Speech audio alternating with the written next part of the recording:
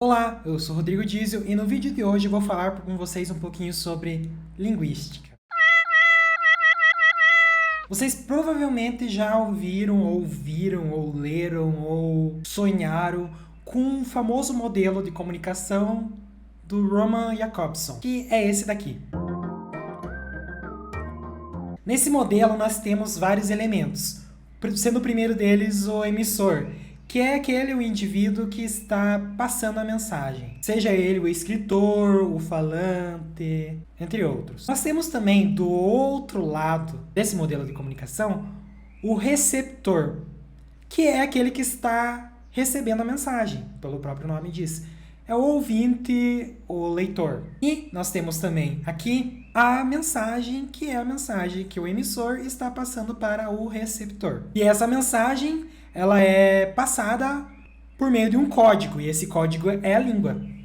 E ela fala de um assunto, que é o referente, que é o assunto que está sendo abordado nessa mensagem. E ela é passada por um canal de comunicação. É o meio de comunicação, é o canal, é o veículo que a mensagem está sendo transportada de um lado para o outro. Pode ser tanto a voz, quanto o texto, quanto a televisão, enfim. Esse modelo é bem eficiente para a gente explicar simplisticamente o modelo de comunicação, como acontecem as interações humanas de uma maneira bem generalista, certo?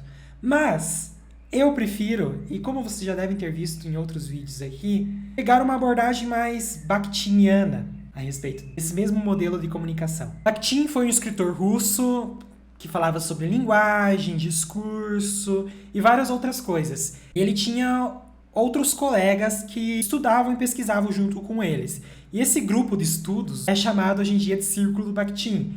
E muitos textos dele são confundidos à autoria. Alguns textos dizem que é do Bakhtin, outros dizem que é de alguns integrantes desse grupo. Mas todos eles seguem uma filosofia linguística muito parecida. Afinal, eles faziam parte do mesmo grupo de estudos, pesquisavam juntos, certo? E eu gosto de ver o discurso, a comunicação humana, a partir dos estudos desse grupo, do Círculo de Bakhtin. Tem um texto de um dos integrantes desse grupo, que é o Voloshinov, que ele fala sobre a comunicação de um modo geral, e ele cita um modelo de comunicação que, na minha opinião, é muito mais eficiente do que o do Jakobson. Esse texto está nesse livro aqui, A Construção da Enunciação e Outros Ensaios. Não sei se está focando meninas do Tupão. Tem um texto aqui, dentro desse livro, que ele é uma coletânea de textos do Voloshinov, que se chama A Construção da Enunciação, que é o texto que dá título para esse livro. Vou deixar bem certinho aqui na descrição as referências. Certo? E ele fala sobre um modelo de comunicação que, ao meu ver, é muito mais eficiente.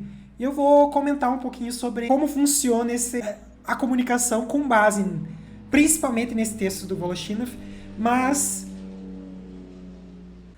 é claro que eu vou abordar assuntos de todo o Círculo do Bakhtin e de todos os outros textos. Segundo o Círculo do Bakhtin, antes da gente pensar na própria situação que está acontecendo a comunicação, no próprio momento da comunicação, a gente tem que pensar em outros detalhes que também fazem parte dessa interação. E o primeiro deles seria a esfera sociodiscursiva em que essa interação está ocorrendo. O que seria isso?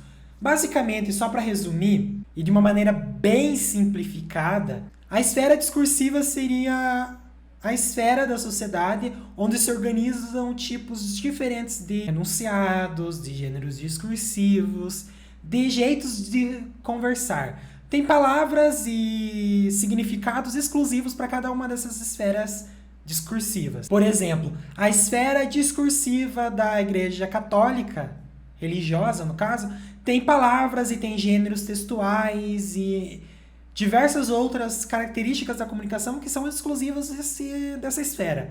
Assim como a esfera acadêmica da universidade também tem vários termos, palavras e tipos de textos que são exclusivos dessa esfera. Então, a primeira coisa que a gente tem que pensar quando a gente for analisar o processo de comunicação é em que esfera sociodiscursiva essa comunicação está acontecendo, esse evento de comunicação está acontecendo. Porque essa esfera vai ditar todos os outros passos, certo? Os próprios significados e palavras e discursos, a historicidade das palavras ditas ali tem um significado diferente. Você falar uma coisa na academia universitária tem um peso, significado, sentidos diferentes do que você falar uma coisa, por exemplo, em casa, com a sua mãe, com os seus irmãos. O segundo passo desse processo comunicativo é o próprio gênero discursivo em que a comunicação está se realizando. Se eu estou conversando numa conversa informal, se eu estou numa apresentação de um seminário, se eu estou numa postagem no Facebook, se eu estou num tweet, se eu estou num congresso, numa palestra.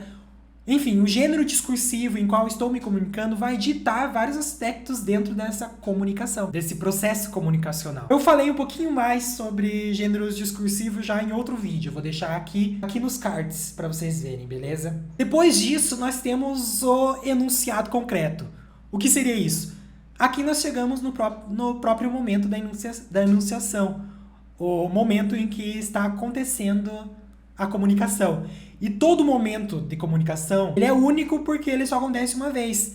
Mesmo que você repita aquele discurso, aquela palavra diversas vezes, ele está acontecendo num contexto diferente, num momento diferente. Então ele vai ser sempre único. E esse momento da comunicação a gente pode dividir em duas partes.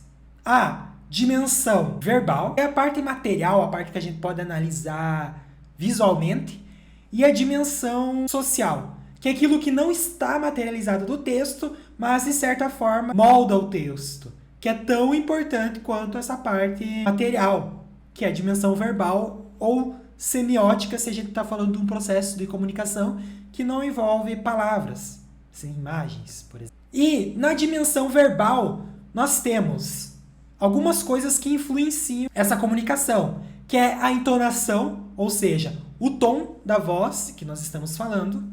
Não só isso, é uma maneira bem simplista de falar, mas seria justamente a valoração explícita que a gente coloca na nossa fala. O que ela significa de fato naquele contexto depende muito da entonação que a gente vai usar, certo? É possível a gente ver a entonação não só na fala, mas na escrita também, só que de outras formas. Ainda parte da dimensão verbal semiótica, nós temos a seleção e disposição dos elementos ou das palavras. As palavras que a gente escolhe e a ordem que a gente coloca elas vai influenciar no resultado final dessa interação. Por isso que a seleção e a disposição de palavras é algo tão importante, certo? E agora, nós vemos a última parte a ser analisada, mas não menos importante, que é a dimensão social. Aqui nós temos o auditório e a situação de interação. O auditório é o que a gente pode chamar dos interlocutores presentes. São aqueles que estão recebendo a tua mensagem, são os receptores. Só que nesse contexto, o auditório ele é muito mais do que um mero receptor. Ele está sempre respondendo à pessoa que está falando, escrevendo ou passando a mensagem. Mesmo que esse auditório esteja em silêncio, eles estão respondendo mentalmente. Mesmo que esse auditório não exista, caso a gente esteja conversando consigo mesmo, ele existe, porque todas as outras vozes, os outros discursos que estão, de certa forma, presentes nessas esferas sociodiscursivas, nesse gênero discursivo que a gente está falando, o conhecimento do mundo que a gente teve, tudo aquilo que a gente já ouviu, já falou, tudo aquele já dito sobre a situação, fazem parte desse auditório, porque a gente está sempre respondendo a alguém. Mesmo que a gente esteja pensando, a gente tem um auditório ali, nem que seja nós mesmos, ou enfim, certo? Novamente, de uma maneira bem simplista aqui, se vocês quiserem que eu explique bem melhor cada um desses termos, deixem aqui nos comentários. Eu quero que você fale um pouco mais sobre auditório, sobre as esferas sociodiscursivas, porque num vídeo de 10, 15 minutos aqui no YouTube, não é possível explicar isso de uma maneira bem precisa, certo? Depois do auditório, nós temos também a situação da interação, que é todos os outros elementos que envolvem e que não estão materializados. Nós temos aqui o tema que está sendo falado, e o tema que está sendo falado não é só aquilo que está sendo falado no momento, mas sim tudo aquilo que já foi dito sobre esse tema e tudo aquilo que pode ser dito sobre esse tema também faz parte desse enunciado, desse momento de comunicacional. Nós temos o cronotopo, que seria crono, que vem de tempo, e topo, que vem de lugar, então seria o tempo e espaço, onde isso está sendo materializado. cada vez que você fala uma coisa, ele está num cronotopo diferente. Porque agora já não é o mesmo cronotopo de 10 minutos atrás. Porque foram ditas outras coisas, o contexto não é o mesmo. Enfim, o cronotopo nunca vai ser o mesmo, certo? É claro que, novamente, é uma explicação bem simples do que é o cronotopo. Se vocês quiserem saber mais detalhadamente, eu recomendo ler as referências que eu vou deixar aqui nos comentários, beleza? E nós temos também a valoração, que é o juízo de valor que nós damos para as coisas, mas muito mais além que isso. As ideologias, e ideologia eu não digo por ideologia num sentido pejorativo, sim no sentido de valoração mesmo, de dar valor para as coisas, dar sentido para as coisas. Mas a gente pode colocar de uma maneira bem simplista, assim, que é a opinião, o sentimento que nós temos em relação àquele assunto, certo? Esse modelo de comunicação, resumido nessa tabela aqui que eu vou deixar aqui, não exclui o modelo de Jacobson, ele só aprofunda aquele modelo. No sentido de que aqui, muito mais do que interlocutores desconectados, como o receptor e o emissor, todos aqui fazem parte da interação e influenciam no resultado final. O auditório, o receptor, ele é tão construtor da mensagem que eu estou falando quanto eu, certo? Porque ele vai ditar como que eu vou falar.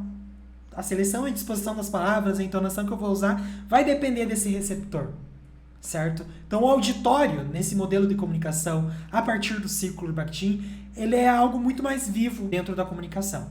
Eu acho que por hoje eu fico por aqui. Se vocês gostaram desse vídeo, deixe seu like, deixe seus comentários aqui, compartilhem esse vídeo com outras pessoas que estejam interessadas em conhecer mais sobre o Círculo de Bakhtin e aprender um pouco mais sobre como o ser humano se comunica. E se inscreva no meu canal, porque eu tô quase perto dos 1000 inscritos e isso é muito importante pra mim. Tchauzinho e até mais!